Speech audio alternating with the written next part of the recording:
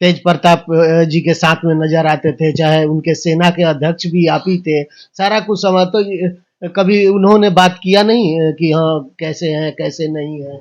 देखिए ये तो है कि हमारे तकलीफ में वो शामिल नहीं हुए, मेरे तकलीफ में खड़े नहीं हुए। 14,90,823 रुपया का कर्ज है मेरे ऊपर करके वहां पे कैसे कैसे 10 महीना कोई अपने बच्चे से 10 मिनट के लिए दूर होता है तो उस वक्त समझ में आया था जब मेरी बेटी का 500 रुपए के चलते मेरी बेटी का दूध रुक गया था। नमस्कार, स्वागत है गंगा न्यूज में। आज हमारे साथ देखिए संतोष जी मौजूद हैं, जो कि जेल से आते ही नौबतपुर में जो यादव परिवार का मर्डर हो जाता है वहां पे पहुंचते हैं भाईचारा के रूप में, और उन्हीं तमाम मुद्दे पे बात करेंगे। और सबसे बड़ी बात है कि जो हमेशा तेजस्वी यादव को लेकर के बात करते थे, खड़े रहते थे, बयान देते थे, लेकिन अचानक क्या कुछ हो गया कि एक दो बाइट हम देखे कि उनके विरोध में बोल रहे हैं। स्वागत है भैया सबसे पहले। जी बहुत बहुत धन्यवाद। कैसन बनी भैया?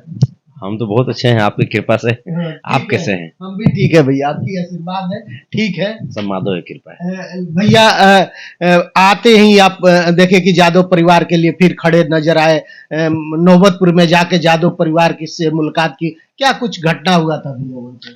जैसे देखिए सबसे पहले मैटर ये नहीं है कि वो यादव परिवार थे या राजपूत परिवार थे या ब्राह्मण परिवार थे, हम किसी जाति को देख करके वहां नहीं गए थे। बशर्ते कि जिस प्रकार से नंगा नाच किया गया कि बिल्कुल दिन दहाड़े शाम के 7:30 बजे सीसीटीवी लगाने को लेकर के सीसीटीवी लगाए हुए थे। वो जो मृतक थे वो अपने घर पे ऑटो चालक थे, वो अपनी सुरक्षा के लिए लगाए हुए थे, और जो अपराधी जो लोग थे वो लोग सीसीटीवी हटाने की बात कर रहे थे, और इसी बात को लेकर के गोलीबारी शुरू कर दी है घर पर चढ़ करके, जिसमें 3 लोगों को गोली लगी और एक ललन यादव की मौके पे ही मृत्यु हो गई। मेरा ये कहना था कि मुंगेर में या मनेर में ऐसा कुछ एक न्यूज हम देखे थे कि जहां पे गुड्डू यादव को एनकाउंटर कर दिया गया। फिर ये पुलिस जो है किसके आदेश के तहत ये दोहरी रवैया अपना रही है, एक पक्षपाती रवैया अपना रही है। जो अपराधी है वो अपराधी है, अपराधी का एक अपना कास्ट होता है, एक अपना जात होता है, उसको किसी जात से मतलब नहीं होता है। तो फिर मेरे कहने का मतलब कि सरकार के नजरिए में जो यादव लगा हुआ है या जो बैकवर्ड या दलित लगा हुआ है उस अपराधी को एनकाउंटर कर रहे हो आप, और जो चाहे वो भूमिहार हैं या किसी अन्य कास्ट के लोग हैं वो भी तो अपने समाज का मान सम्मान गंवा रहे हैं, क्योंकि पूरी जाति तो खराब नहीं है। चाहे वो भूमिहार समाज के लोग हों, चाहे राजपूत समाज के लोग हों या ब्राह्मण समाज के लोग हों, पूरी जाति तो खराब नहीं है। हर जाति में 95% अच्छे लोग हैं तो 5% ही उस समाज को गंदा करते हैं। तो अपराधी को जात नहीं देखते हुए उस पर कार्रवाई होनी चाहिए ना। अगर अपराधी कोई भी हो, मान लीजिए यादव अपराधी है तो यादव अपराधी है तो इस पर कार्रवाई हो, जो अच्छे लोग हैं उनकी बात सुनी जाए, या किसी अन्य कास्ट के अगर सवर्ण समाज के लोग भी अगर अच्छे लोग हैं तो उनकी बात मानी जाए, उसमें जो अपराधी है उन पर कार्रवाई हो। तो मेरा यही कहना था, सरकार की यही दोहरी नीति जो है वो अपराधियों को और प्रोत्साहित कर रही है, उसका मनोबल बढ़ा रही है, तभी तो दिन दहाड़े हत्या हो रहा है, दिन दहाड़े गोली मारा जा रहा है। आप देख रहे हैं कि पुलिस पे भी है, पुलिस पे भी गोली चलाया जा रहा है। लगातार 3-4 पुलिस वाले को जब जाते हैं रेड करने तो वहां पे पुलिस को भी मारा जा रहा है, बताइए। हाँ, तो वही तो हम कह रहे हैं कि ये बिहार में क्या हो रहा है। ये जो सुशासन कुमार अपने आप को सुशासन बाबू का डंका पीटते हैं, ढोल पीटते हैं, ये कैसी सुशासन है? ये कैसी सुशासन है जहां पे रंग लगाने से मना करने पर हमारी बहन कोमल पासवान को किसी सिंह जी के द्वारा गाड़ी से कुचल दिया जाता है? ये कैसी सुशासन है? ये तो गलत बात है ना। औरंगाबाद की जो घटना, औरंगाबाद की घटना है, और उसमें भी ये घटना जो किए हैं वो हमारे बड़े भाई चिराग पासवान जी के पार्टी के लोग हैं। वो चिराग पासवान जी के पार्टी के नेता हैं, जो आरोपी हैं जिन्होंने ये घटना किया है। फिर चिराग पासवान जी चुप क्यों हैं? सरकार इस पे गंभीरता से इस मुद्दे को क्यों नहीं ले रही है? ये तो गलत बात है ना। तो यही वजह था कि हम नौबतपुर गए और अभी औरंगाबाद भी हम जाएंगे। जी। अच्छा भैया, अभी हम देख रहे हैं कि अब जेल से आते ही तेजस्वी यादव पे कई रोहिणी आचार्य पे भी आरोप लगाते हैं कि हम जेल गए, मतलब कि कोई हमको मदद नहीं किया। तो आखिर क्या कुछ कौन लोग मदद किए? क्योंकि हमेशा तो यादव परिवार के लिए, आरजेडी के लिए हमेशा खड़े रहते थे, तेजस्वी के पक्ष में हमेशा बयान देते थे, रोहिणी आचार्य जी के पक्ष में बयान देते थे, और तेज प्रताप यादव को हमेशा गुरु मानते थे। तो आखिर क्या कुछ हो गया ये? देखिए, है क्या कि आज तक मैं अगर बात करूं तो लालू प्रसाद यादव जी का मेरे जीवन में बहुत बड़ा योगदान रहा है। लालू प्रसाद यादव जी हमें बोलने का अधिकार दिए, लालू प्रसाद यादव जी बैठने का अधिकार दिए, बाबा साहब भीमराव अम्बेडकर के संविधान में हमें जो अधिकार मिला था उसको उन्होंने धरातल पे लाया। लालू प्रसाद यादव जी मेरे लिए भगवान हैं। आदरणीय तेजस्वी यादव जी, हम चाहते हैं कि वो बिहार का नेतृत्व करें, युवा हैं और दूरदर्शी सोच के जैसे इंसान हैं, नेता हैं। लेकिन सबसे ज्यादा मुझे तकलीफ इस बात की थी क्योंकि जब हम जेल गए थे तो मेरा अकाउंट फ्रीज कर दिया गया था। मेरा अकाउंट जो है वो अभी तक फ्रीज है, मेरा अकाउंट अभी भी ओपन नहीं हुआ है। तो जब अकाउंट फ्रीज है तो फिर हम आखिर क्या करते हैं? फिर तो हमें उम्मीद जो हमारे बड़े भाई हैं या जो मेरे करीब के लोग हैं उन्हीं से मेरी उम्मीद होगी ना।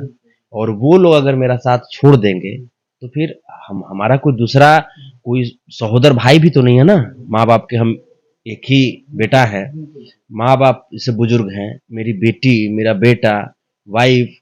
तो ये पूरी जो चीजें हैं, बगैर पैसे के, कहने को तो बोलते हैं कि पैसा बहुत कुछ नहीं है, लेकिन सच्चाई ये है कि पैसा बहुत कुछ है। क्योंकि हमें उस वक्त समझ में आया था जब मेरी बेटी का 500 रुपए के चलते मेरी बेटी का दूध रुक गया था। तो मुझे बहुत इस बात का बहुत मुझे तकलीफ लगा था कि आखिर हमने जीवन में क्या किया जब हमारी बेटी को मात्र 500 रुपए के लिए दूध रोक दिया गया। और वो भी जो जो बेचारा दूध रोके थे वो भी मजबूर थे, क्योंकि उन्हें भी आखिर भैंस को खिलाने के लिए चारा तो चाहिए, खल्ली चुनी तो चाहिए आपको। तो कोई व्यक्ति कितना दिन तक करेंगे? तो उस समय जैसे बहुत सारे ऐसे मित्र भी सामने आए, करीब करीब 8-10 की संख्या में मित्र भी सामने आए जिन्होंने बढ़ चढ़ करके साथ दिया हमें। उसमें से एक आप ही हैं। मैं आपका तहे दिल से अपने पूरे परिवार की तरफ से आभार व्यक्त करता हूँ। तो जैसे बहुत सारे पॉलिटिशियन भी थे बिहार के अलावे भी, बिहार हो गया, देश स्तरीय नेता भी थे जिनका हमें सपोर्ट मिला। लेकिन कहने का मतलब कि हम जिनके लिए लगातार लड़े, छपरा हम गए तो छपरा हम कोई जमीन लिखवाने के मैटर में तो नहीं जेल चले गए थे, कोई पर्सनली हमारा वहां पे लड़ाई तो नहीं था। हमें तकलीफ इसी बात की थी कि रोहिणी आचार्य जी को गाली गलौज क्यों किया लोग। तकलीफ तो इसी बात की थी क्योंकि रोहिणी आचार्य जी को भले ही वो क्या मानती हैं, वो क्या सोचती हैं, लेकिन हमारे जैसे जितने भी लोग हैं वो उनको अपनी बहन मानते हैं। तो हम तो अपनी बहन सोच करके आपकी लड़ाई में कूदे। या तो जो चंदन यादव जो जो छपरा वाले थे जिनकी हत्या हुई, तो हम तो उनको जानते भी नहीं थे पहले से। तो हम जब आपके लिए लड़ रहे हैं, हम जब आपके लिए अपना कीमती समय गंवा रहे हैं, हम तिल तिल करके वहां पे कैसे कैसे 10 महीना, कोई अपने बच्चे से 10 मिनट के लिए दूर होता है तो कितना कष्ट होता है। बच्चे वही जान सकते हैं। मेरी 3 साल की बेटी थी, 3 साल की बेटी को ये पता भी नहीं था कि मेरा पापा जेल में गया हुआ है। उसको ये पता था कि पापा कहीं विदेश चला गया है, किसी ऑफिस में चला गया, नौकरी कर रहा है पापा। तो आप समझिए सप्ताह में 1 दिन बात करना है पूरे परिवार से। मेरी माँ का दोबारा हार्ट का दवाई चालू हो गया। वो दौर हम एक्सप्लेन नहीं कर सकते हैं। वही मेरी तड़प जो थी, जो मेरी पीड़ा थी, हम इसलिए हम बोलते हैं कि ताकि हमारे जैसे बहुत से लोग जो है बिल्कुल आंख बंद करके चल पड़ते हैं। हमें शिक्षा मिली, एक हमारा लेसन था 10 महीने का जो मेरा संघर्ष था, ये मेरा लेसन था कि हम तो सोचते थे कि ठीक है हम किसी के लिए कर रहे हैं तो वो भी हमारे लिए खड़ा होगा, लेकिन ऐसी दुनिया नहीं है, दुनिया ऐसी नहीं है। लेकिन हमेशा आप तेज प्रताप जी के साथ में नजर आते थे, चाहे उनके सेना के अध्यक्ष भी आप ही थे, सारा कुछ समय तो कभी उन्होंने बात किया नहीं कि हाँ कैसे हैं कैसे नहीं है। देखिए बात की है या नहीं की है वो तो आप खुद चौथे स्तंभ के इकाई हैं, आप खुद ही उनसे बात कर लीजिएगा। हम तक तो कोई मैसेज नहीं पहुंचा उनका, उन्होंने प्रयास किया नहीं किया ये हम नहीं जानते, बट हमारे तक कोई मैसेज नहीं पहुंचा। हाँ एक चीज है कि फिर भी हम चाहते हैं कि वो जीवन में खूब खुश रहें, जीवन में सदा स्वस्थ रहें, हमारे तरफ से यही कामनाएं होंगी। लेकिन हाँ ये तो है कि हमारे तकलीफ में वो शामिल नहीं हुए, मेरे तकलीफ में खड़े नहीं हुए वो। लेकिन आप तो हमेशा खड़े रहते थे। हम आज भी खड़े हैं, कल भी खड़े रहेंगे, लेकिन वो ड्यू टू लालू प्रसाद यादव जी, क्योंकि लालू प्रसाद यादव जी को हम अपना भगवान मानते हैं, और जब तक लालू प्रसाद यादव जी हैं इस धरती पे तब तक मेरे भगवान वही हैं। अच्छा, रोहिणी आचार्य जी हालचाल ली आपकी? जब उन्हीं के लिए आप लड़ने के लिए गए थे, उन्हीं के चलते गए थे, उन्होंने कभी फोन पे बातचीत किया आपसे? हमसे तो कभी बातचीत नहीं हुई, हम जो सच्चाई है वही कहेंगे। हम हमसे तो कोई बातचीत नहीं हुई।